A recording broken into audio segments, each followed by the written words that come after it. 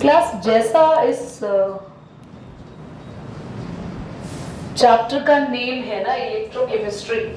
So what do you mean by electro here? Electricity. Okay. And electricity जब word आता है तो तुम्हारे माइंड में सबसे पहले क्या चीज आती है? Electrons. Charges, ions. Okay. Any other thing? Conductor,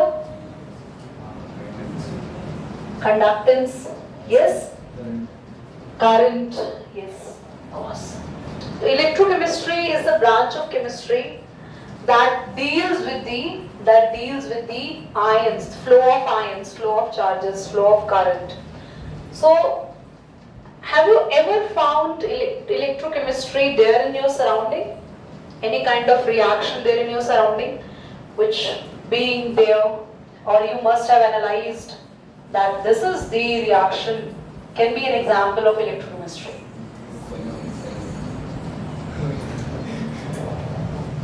You know what? These reactions makes you alive. Without these reaction you cannot be alive. Redox reaction, absolutely right. Respiration. So all kind of redox reaction where the oxidation and reduction is happening. What is oxidation? The loss of electron. What is reduction? The gain of electron. Oxidation means loss of electron. Reduction means gain of electron. And अगर हम oxidation और reduction को बहुत ध्यान से पढ़ें तो loss of electron, gain of electron में क्या चल रहा है? साइकिल ही तो चल रहा है जिसमें इलेक्ट्रॉन मूव कर रहे हैं throughout the reaction.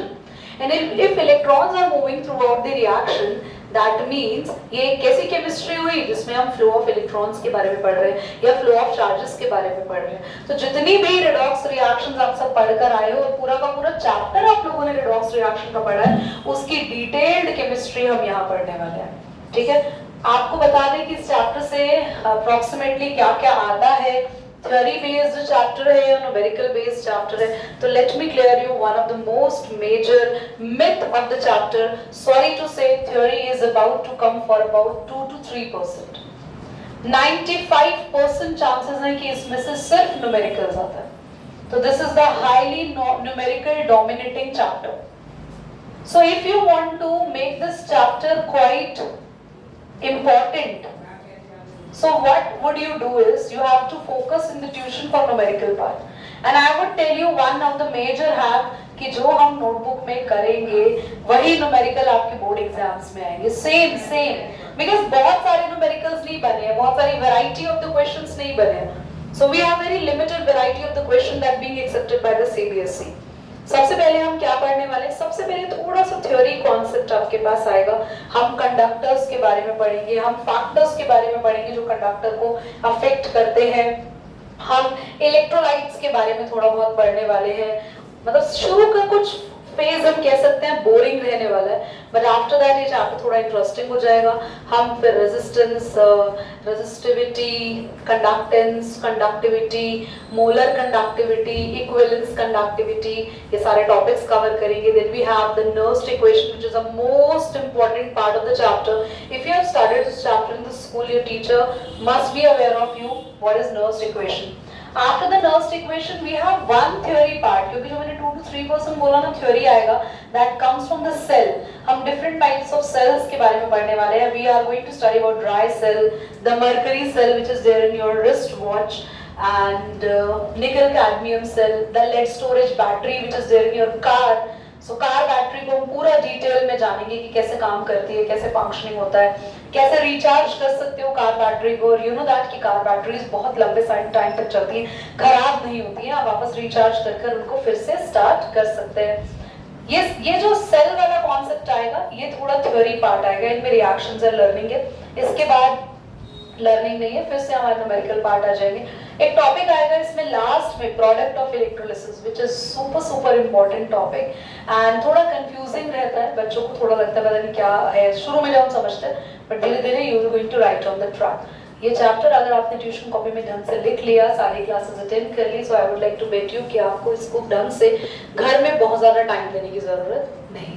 Understand the tuition, clear the question over there, solve the question, read again so that you can also be very confident on the questions that you have done in the tuition. So resolve the question, redo the solution, all the things. that you cover in the tuition. I think this chapter would probably take a week. Today is Saturday, so I would like to cover till next Saturday or the Tuesday, so that up to 3 to 4 classes this chapter would be covered. After that we are going to start alcohol, phenols and ethers. Okay, then we coming back to the chemical kinetics. Okay, yes, बोलो. हाँ. Yes, बताओ बच्चों. What are metallic conductors? Metallic conductors of metals. उनके पास free electrons होते हैं. Okay. And what are electrolytic conductors? पानी चाहिए तो शायद उनको वर्क करने के लिए. अबे इलेक्ट्रोसिस. Yuvansh, very good. Both answers are correct, but you were not sure about that. Yeah? You have to be very sure about your answer. Because आप बोल रहे हो सोच समझ के बोलो. Guess नहीं करो यार, वरना जिंदगी में guess ही रह जाएगा. तो आपके पास metallic conductors यार, metallic नाम से समझो ना metals. क्या है metals? इलेक्ट्रॉन डोनेट कर सकते. No electron donate करे, or we can say that they have free electrons. Yes? What are the metals?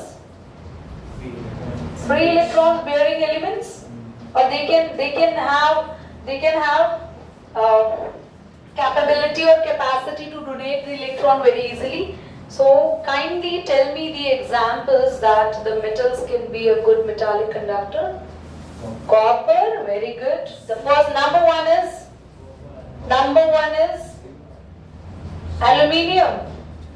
Aluminium, yes, है ना. थर्ड नंबर पे आता है वो बुद्धू. फर्स्ट नंबर पे the very iron. silver is the best metallic conductor ever. After that copper, then aluminium. Iron भैया बहुत दूर है, इसका कैटेगरी डिफाइन नहीं है. So metallic conductors में कौन आ गए आपका? silver आ गया, copper आ गया, aluminium आ गया, and so on. Now we have electrolytic conductors. So they can conduct electricity.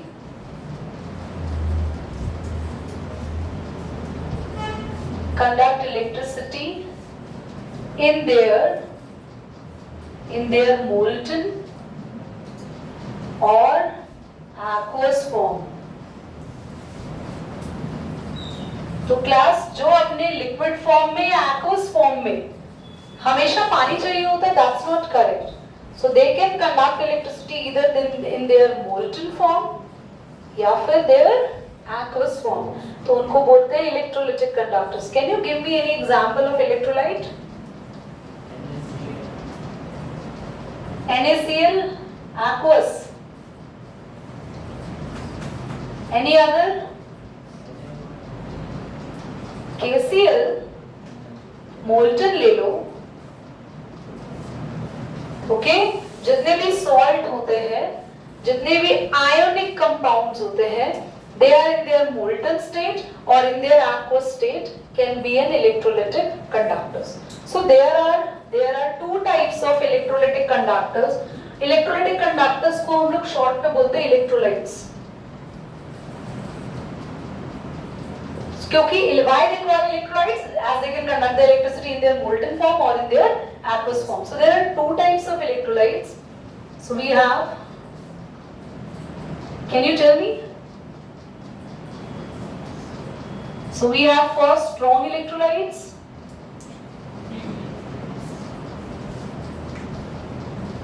And the second one is weak electrolytes. कौन बता पाएगा स्ट्रॉन्ग और वीक इलेक्ट्रोलाइट्स क्या होते हैं? स्ट्रॉन्ग इलेक्ट्रोलाइट्स में जो ट्रांसफर ऑफ आयरन जो है चार्ज होगा वो ज़्यादा फास्ट होगा. Okay, but why? Why reason ही क्लियर करेगा why they are strong electrolyte. Class, what are strong acids? They can completely dissociate and give 100% of the hydrogen ion concentration.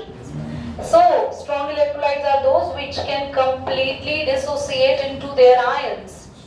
NaCl is the strong electrolyte. Why NaCl is a strong electrolyte? क्योंकि NaCl को जैसे ही पिघलाते हैं या हम उसको पानी में रखते हैं तो NaCl में जितने Na+ हैं और जितने Cl- है सभी के सभी NaCl में जितने Na है और जितने Cl है वो अपने आयनिक फॉर्म में कन्वर्ट हो जाते हैं, यानी कि ये डिसोसिएट होके 100% आयंस हमें प्रोवाइड करते हैं। जितना आपने सब्सटेंस लिया उस सब्सटेंस में जितने आयन थे सारे के सारे आपको मिलेंगे। They can 100% dissociate. Strong electrolytes. Now weak electrolytes partial dissociate होंगे, पार्शियल डिसोसिएट होंगे। यस, तो अब यहाँ पे एग्जाम्पल क्या होगा? NaCl, KCl, MgCl2, KF etcetera. Okay, KBr ले लो, KF तो इतना बनता नहीं। Can you tell me what are weak electrolytes? NH4Cl or CH3COOCl या Br here Na। ठीक है, these are examples. Okay, I would like to write the definition of these also. मैं बोलती हूँ अभी, आप वो लिख लेना और ये नोट करो। इतनी सारी हाउस फ्लाई आ गई यहाँ पे।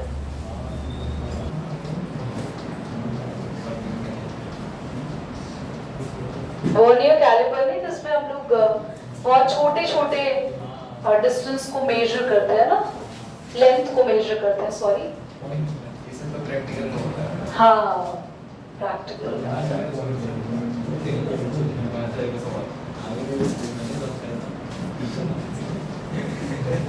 कितने खुश हैं आप लोग आज, है ना? Next week Saturday you will be having test of solutions, DNF block और haloalkane haloarates। Solutions है, पक्का है, पूरा वीक मिल रहा है, आराम से पढ़ो। You can ask your doubts on Friday, Wednesday भी पूछ सकते हैं, and test is confirmed on Saturday। Okay, everybody? चलो बोर्ड पे देखो। ये टेस्ट है ना, मैं ट्यूशन में इनफॉर्मल लूंगी, मतलब बोर्ड पे टेस्ट होगा।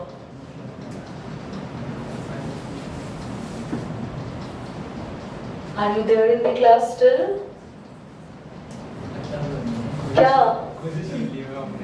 हाँ? छीन भी लिया। देखो मैं तुम्हें इससे ज्यादा खुश देखना चाहती हूँ 1 साल के बाद। तो ये टेम्पररी खुशी है आपकी, वो परमानेंट होगी। ध्यान से देखिए बच्चों, हम लोगों ने हम पढ़ रहे हैं कि जितने भी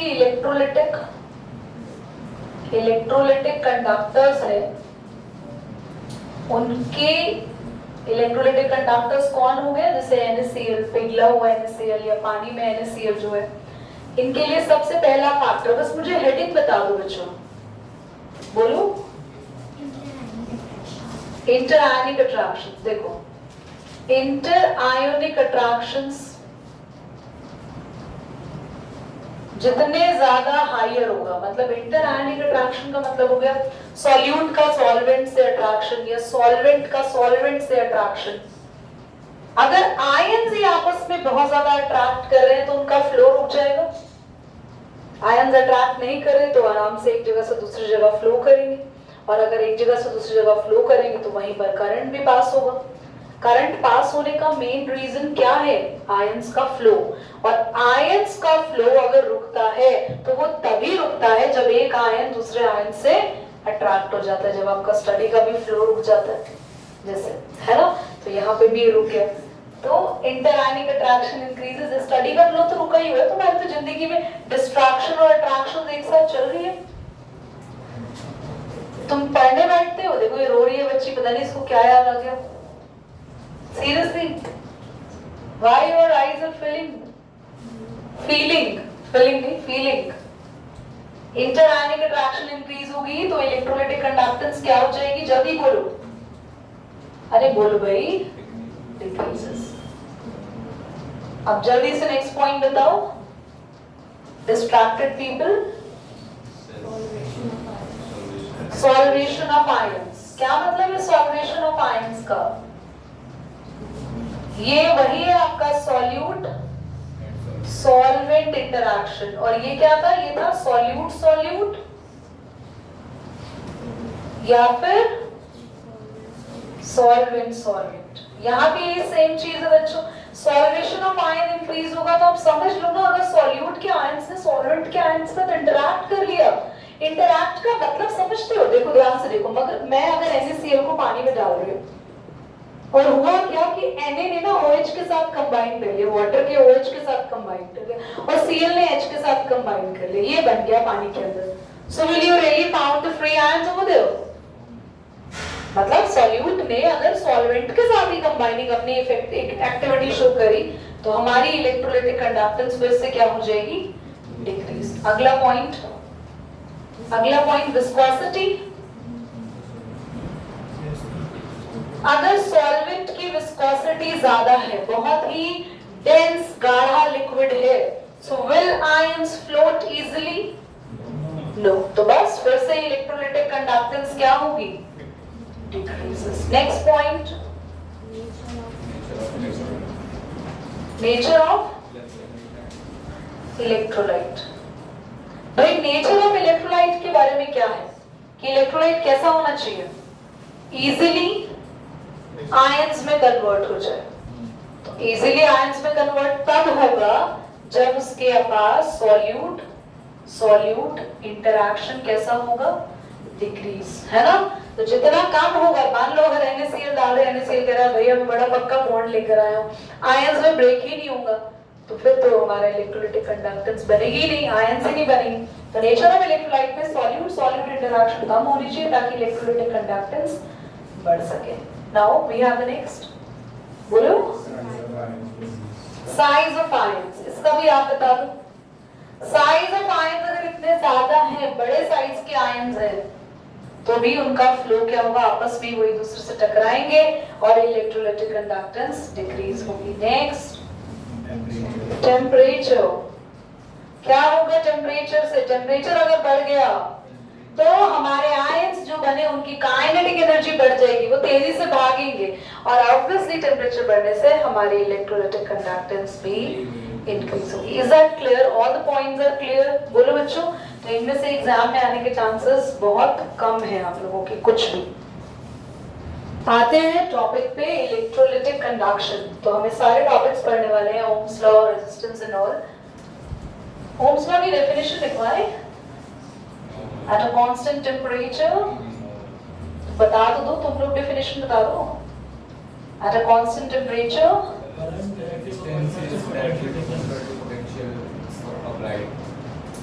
the current is directly proportional to the potential or the voltage applied to the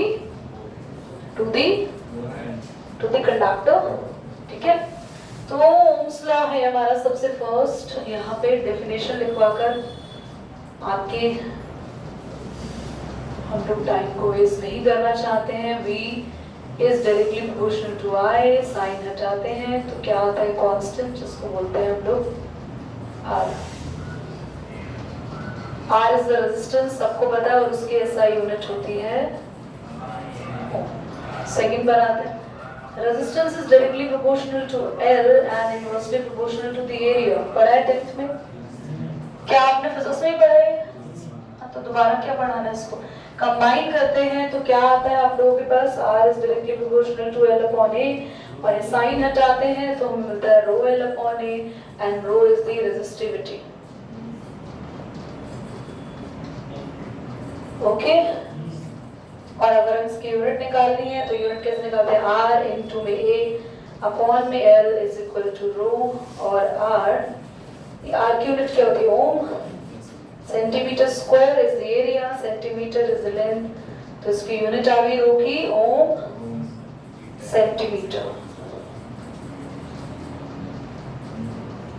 is the SI unit of rho. Now next is conductance. Conductance is the ease of flow of current.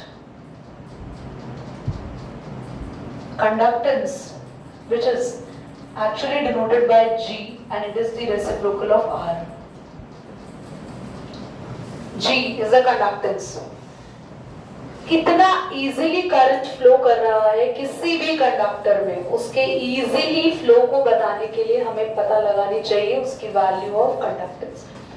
Higher the value of conductance, that automatically means the lower the value of resistance, because they seems to be inversely proportional. And this conductance is actually gonna tell you about the type of conductor you are using in the cell or you are using in the instrument. If the conductance is quite higher, that means there is no obstacle, the current will flow very smooth. Now, what is the unit of this? पर ओम. पर ओम को कुछ और भी बुलाते हैं, साइमेंस. वैसे siemens भी बोलते हैं. सीमेंस आप सबको पता होगा कि ये एक बहुत बड़ी कंपनी है ऑटोमेशन की. जितने भी इलेक्ट्रिकल इंजीनियर्स होते हैं उन लोगों का सपना भी होता है कि यहाँ पर हम एक हेड इंजीनियर की तरह काम करें. तो siemens is the world class company for all the automatic machines. And if you go to the world class hospitals, I don't want you to go in the world class hospital में नहीं जाते हो आप, जाए doctor बन के जाए of course, engineer बन के जाए of course, पेशेंट बन के ना जाए. तो अगर आप वहाँ जाएं तो वहाँ की जितनी भी अल्टीमेट मशीनरीज है, most of the machineries is from these Siemens. So this is the unit also. यही से उन्होंने अपनी कंपनी को नेम भी दिया. Now let's talk about conductance, conductivity. Conductivity is represented by this K and small k, which is called kappa. Kappa. Papa नहीं, kappa. And kappa is the reciprocal of rho. देखो, conductance is the reciprocal of resistance, conductivity is the reciprocal of resistivity. ठीक है? And what is the unit of that? पर ओम. इसका क्या था? पर ओम पर सेंटीमीटर. तो हम बोल सकते हैं सीमेन पर सेंटीमीटर. बोल सकते हैं? ओके. मैं कंडक्टिविटी को भी डिफाइन भी करती हूँ और आपको लिखवाती भी हूँ, पर पहले इतना नोट करें. ओके. क्लास ध्यान से सुनना. कोई इलेक्ट्रोलाइट टैंक लिया आप लोगों ने, इलेक्ट्रोलाइटिक टैंक. तुम्हें पता है इलेक्ट्रोलाइटिक टैंक क्या मतलब, क्या है ये टैंक? क्या तुम लोगों को सुनो ध्यान, सुनो मजाक की बात नहीं. जब भी हम किसी भी कंडक्टर में मेटालिक कंडक्टर की बात करते हैं तो मेटालिक कंडक्टर में हमारे माइंड में आता है वायर्स. और कहाँ मेटालिक कंडक्टर यूज होगा? मेटल का थोड़ी ना तुम लोगों को कुछ बनाना है. और उससे मेटल में कंडक्टर कहाँ होते हैं आपके आसपास? वायर के फॉर्म में. यस और नो? ऐसे ही इलेक्ट्रोलाइटिक कंडक्टर्स जो होते हैं उनमें लिक्विड कहाँ भरा होता है? इलेक्ट्रोलाइटिक टैंक में. और इलेक्ट्रोलाइटिक टैंक जो होते हैं वो मोस्ट ऑफ द टाइम हमेशा एक क्यूबिकल फॉर्म में होते हैं. तो 1 सेंटीमीटर क्यूब जो वॉल्यूम है, उस छोटे से वॉल्यूम की कंडक्टेंस को बोलते हैं, क्या बोलते हैं? कंडक्टिविटी. अगर आप पूरे इलेक्ट्रोलाइटिक टैंक में से एक छोटा सा वॉल्यूम,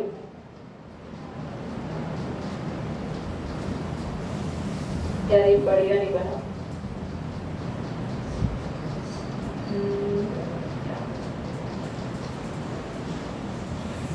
भाई इसको इमेजिन कर लो आप लोग. नहीं, अब हो गया. इस छोटे से एरिया को अगर हम लोग कंसीडर करें, छोटे से एरिया को, और इसका वॉल्यूम अगर हम बोले 1 सेंटीमीटर क्यूब की जो कंडक्टेंस होगी उसको बोलेंगे कंडक्टिविटी. एक्चुअली कंडक्टिविटी ना एक किसी पर्टिकुलर वॉल्यूम की है. पूरे इलेक्ट्रोलाइटिक की टैंक की कंडक्टिविटी के लिए हमारे पास है क्या है? उसकी कंडक्टिविटी के लिए हमारे पास पूरे इलेक्ट्रोलाइटिक टैंक की कंडक्टिविटी के लिए हम कंडक्टिविटी भी देखते हैं, हम देखते हैं कंडक्टेंस. पर अगर आपने फिक्स कर दिया, देखो ध्यान सुना, कंडक्टेंस और कंडक्टिविटी में फर्क क्या है? कंडक्टेंस हमें बताता है कि किसी भी कंडक्टर में करंट आराम से फ्लो कर रहा है या नहीं कर रहा. कंडक्टर हमें बताता है, कंडक्टेंस बताता है कि किसी भी टैंक में या किसी भी वायर में करंट फ्लो कर रहा है नहीं कर रहा। पर अगर उस वायर में और उस टैंक की जनरल कंडक्टिविटी जाननी है आपको, जनरल मतलब कि आप उस वायर में और उस टैंक में कितना भी चेंज कर दो। मान लो एक वायर है आपके पास घर के अंदर, वो कॉपर की वायर है और आप चाह रहे हो कि हमने पढ़ा था फिजिक्स के अंदर कि कॉपर की वायर जो है उसको थोड़ा लंबा कर दो, उसकी लेंथ बढ़ा दो ताकि रेजिस्टेंस क्या हो जाए, थोड़ी उसकी लेंथ कम कर दो ताकि रेजिस्टेंस भी कम हो जाए, उसका एरिया बढ़ा दो ताकि रेजिस्टेंस क्या हो जाए, कम हो जाए। तो कुछ भी कर लो, आप एक कॉपर की वायर को सिल्वर की वायर में कन्वर्ट नहीं कर सकते। क्यों? क्योंकि कॉपर वायर और सिल्वर वायर की एक प्रॉपर्टी है जो उनको हमेशा अलग रखेगी, वो है उसकी रेजिस्टिविटी, रो। ऐसे ही करंट को पास करने के लिए एक ऐसी प्रॉपर्टी है, अगर आपने एक बार किसी भी कंडक्टर के लिए पढ़ ली तो ये फिक्स है, चेंज नहीं होती। कंडक्टेंस आप बदल सकते हो पर किसी भी कंडक्टर का क्या नहीं बदला जा सकता, conductivity. Again I am saying, if you are working in any kind of electrochemistry branch और आपके पास बहुत सारे इलेक्ट्रोलाइटिक टैंक है और उन सभी इलेक्ट्रोलाइटिक टैंक में से आपको बेस्ट इलेक्ट्रोलाइटिक टैंक यूज करना है अपने सेल्स बनाने के लिए, so what you can do is, आप उस इलेक्ट्रोलाइटिक टैंक की क्या चेंज कर सकते हो बार बार, पर उसका क्या नहीं बदल सकते। क्यों? कंडक्टेंस क्यों चेंज कर सकते हैं दीदी? क्योंकि ये बदल सकता है पर क्या नहीं बदल सकता, रेजिस्टिविटी कभी भी किसी भी कंडक्टर की, तो इसलिए क्या नहीं बदलती उसकी। तो इसीलिए किसी भी कंडक्टर को अच्छा या बुरा देखना है, उसकी क्या जज करते हैं, उसकी क्या जज करते हैं, क्यों कंडक्टिविटी जज करते हैं, क्यों चेंज नहीं होती, क्योंकि वो रेजिस्टिविटी पे डिपेंड करती है। समझ में आया? तो किसी भी वायर का क्या बदला जा सकता है, और रेजिस्टेंस बदला जाएगा तो उस वायर की क्या बदली जा सकती है, पर उस वायर की रेजिस्टिविटी नहीं बदल सकती तो उसकी कंडक्टिविटी भी चेंज नहीं होगी। तो अच्छा कंडक्टर या बुरा कंडक्टर कंडक्टेंस देख के पता चलता है या कंडक्टिविटी? अभी भी लड़की कंडक्टेंस बोल रहे हैं।